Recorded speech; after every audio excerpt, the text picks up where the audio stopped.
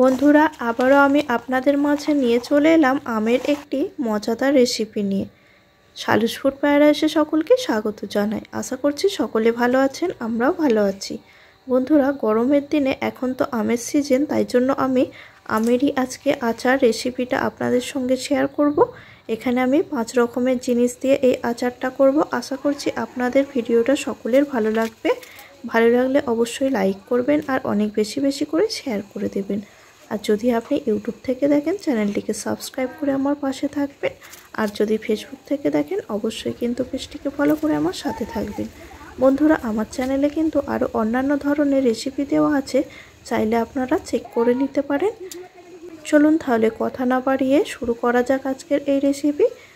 আবারও আমি ছাদে চলে এলাম, আর ছাদের পাশেই কিন্তু এই আম গাছটাতে বেশ অনেক আম হয়ে রয়েছে। এখান থেকে আমি 7 থেকে 8টা আম প্রায় পেড়ে নিচ্ছি। আর আমগুলো দেখুন দেখতে কতটা সুন্দর লাগছে, আর পাড়তেও কিন্তু বেশ আমার ভালো লাগছে।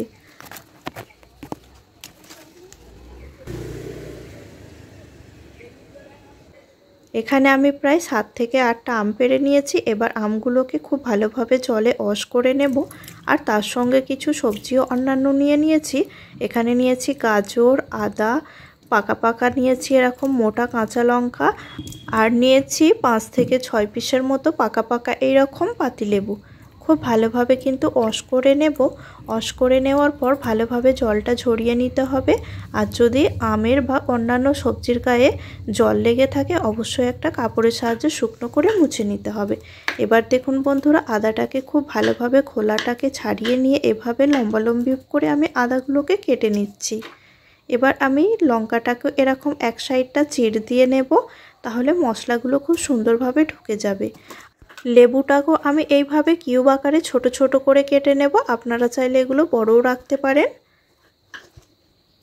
আর দানাগুলো অবশ্যই কিন্তু ফেলে দেবেন।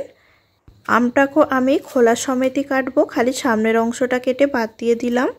এবার আমের কুচিটাকে ফেলে দেব। এবার আমগুলোকেও কিউব আকারে ছোট ছোট করে কেটে নেব।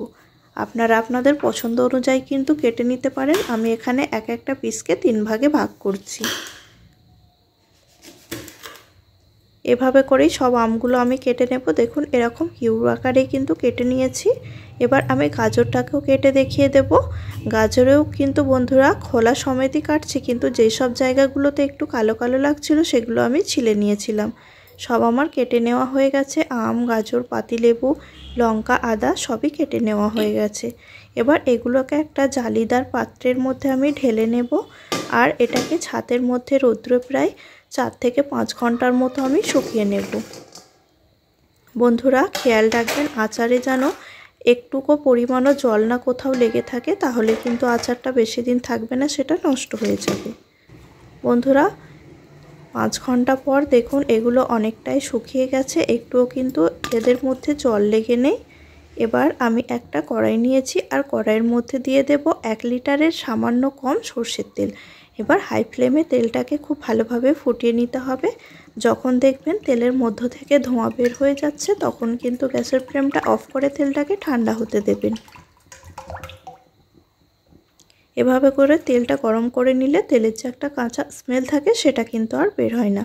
আর এদিকে কিছু মশলা নিয়েছি 4 চামচ সাদা নুন, আর এদিকে আছে 2 চামচ বিট নুন, 1 চামচ লঙ্কার গুঁড়ো, 2 চামচ কাশ্মীরি লঙ্কার গুঁড়ো, 2 চামচ হলুদের গুঁড়ো। আর অপরদিকে নিয়েছি কিছু শুকনো লঙ্কা, 2 চামচ নিয়েছি মেথি, 3 চামচ ধনে, 3 চামচ জিরে, 3 চামচ কালো সর্ষে, 3 চামচ নিয়েছি মৌরি, আর আছে এখানে কিছুটা পরিমাণ গোটা গোল। এবার এগুলোকে আমি শুকনো খোলায় কিছু মিনিটের জন্য ফ্রাই করে নেব। প্রায় 1 থেকে 2 মিনিটের জন্য লো ফ্লেমে ফ্রাই করতে হবে, খুব বেশি পুড়িয়ে ফেলা কিন্তু যাবে না।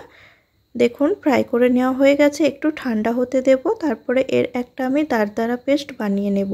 এই মশলাগুলোকে বন্ধুরা একদম কিন্তু মিহি করে পাউডার করা যাবে না, ঠিক আমি যেই রকম রেখেছি সেই রকমই কিন্তু রাখতে হবে। তবেই কিন্তু আচারটা যখন সম্পূর্ণ রেডি হয়ে যাবে খাবার সময় সেগুলো খুব ভালো লাগবে।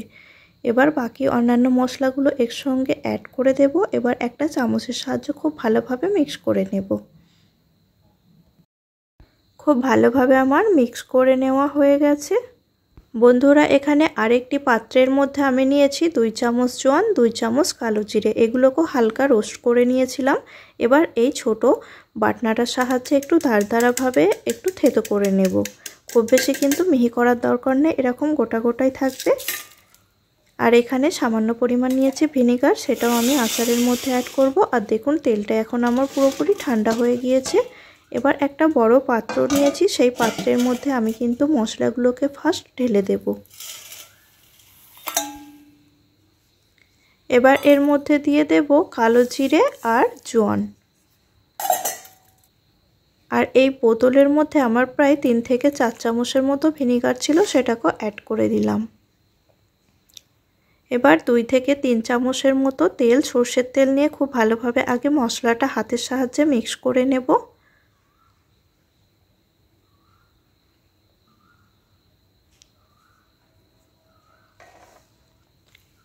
খুব সুন্দরভাবে কিন্তু মিক্সটা করে নিচ্ছি বন্ধুরা আবারও বলছি, আমার চ্যানেলে যদি নতুন হয়ে থাকেন অবশ্যই চ্যানেলটিকে সাবস্ক্রাইব করবেন, আর ফেসবুক থেকে দেখলে পেজটিকে অবশ্যই ফলো করে আমার সাথে থাকবেন। দেখুন এই রকমই কিন্তু মাখিয়ে নিতে হবে।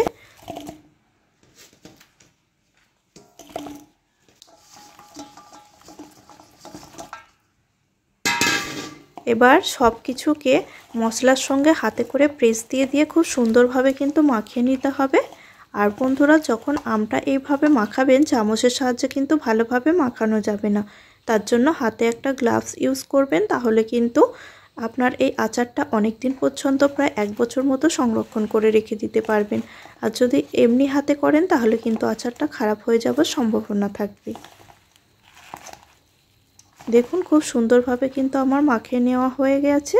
এবার আমি এগুলোকে 2টো জার নিয়েছি, সেই জারের মধ্যে আমি ঢেলে দেব। এগুলো কিন্তু আমি প্লাস্টিকের জার নিয়েছি, পরবর্তীতে চেঞ্জ করে দেব। আপনারা অবশ্যই কিন্তু কাঁচের বয়মে রাখবেন, তাহলে কিন্তু খুবই ভালো থাকবে, আচারটা খারাপ হওয়ার চান্স থাকবে না। আচারটা বন্ধুরা দেখতে কিন্তু অনেক লোভনীয় হয়েছে, আর এর মধ্যে যা যা আমি মশলা ইউজ করেছি তার ফলে কিন্তু এর মধ্য থেকে খুব সুন্দর একটা স্মেল বের হচ্ছে। দেখুন খুব ভালোভাবে আমার 2টো ডাব্বার মধ্যে ভরে নেওয়া হয়ে গিয়েছে। এবার যে অবশিষ্ট সরষের তেলটা ছিল সেটাকেও কিন্তু আমি এই 2টোর মধ্যে ভর্তি করে নেব। এখানে সরষের তেলের পরিমাণটা একটু বেশি বেশি দেবেন, তাহলে আচারটা অনেক দিন পর্যন্ত সংরক্ষণ করতে পারবেন। আর অবশ্যই কিন্তু ভিনেগারটা দেওয়ার চেষ্টা করবেন। আর যদি ভাবেন যে অল্প করে করবেন 1-2 মাসের জন্য, তাহলে কিন্তু ভিনেগারটা না দিলেও চলবে। আর যদি 6 থেকে 1 বছরের জন্য সংরক্ষণ করতে চান তাহলে অবশ্যই ভিনেগারটা দিতে হবে। দেখুন খুব ভালোভাবে আমি তেলটা দিয়ে নিচ্ছি, আর অনেকটা করেই কিন্তু দিতে হবে। আর এটাকে প্রায় আমি 15 থেকে 20 মিনিটের জন্য কন্টিনিউ রোদ্দুরে দেওয়ার চেষ্টা করব, তাহলে এই জিনিসটা অনেকটা মজে যাবে, আর তখন কিন্তু খেতে বেশ ভালো লাগবে। আর এটা এখন অনেকটা দেখছেন আস্তে আস্তে রোদে দেওয়ার পর কিন্তু অনেকটাই কমে যাবে। বাকি তেলটাকে আমি এর মধ্যে ঢেলে দিচ্ছি। দেখুন 2টো ডাব্বায় প্রায় আমার রেডি হয়ে গেল। এবার এগুলোকে বন্ধুরা আমি কাপড়ের সাহায্যে মুখগুলো বেঁধে দেব। আপনারা চাইলে নেটও ব্যবহার করতে পারেন, আর কিন্তু ঢাকনা দেবেন না। ঢাকনাটা দিলে কিন্তু খুব ভালোভাবে সূর্যের আলোটা ভিতরে যাবে না, আর এগুলো মুছতেও কিন্তু অনেক দিন সময় লেগে যাবে। তার জন্য চেষ্টা করবেন এইরকম সুতির কাপড় বা নেট ইউজ করার জন্য। আর এখানে আমি সুতো নিয়েছি, সেগুলো দিয়ে কিন্তু বেঁধে দেব। বন্ধুরা আমার ভিডিও যদি ভালো লাগে অবশ্যই লাইক করবেন, আর অনেক বেশি বেশি করে শেয়ার করবেন।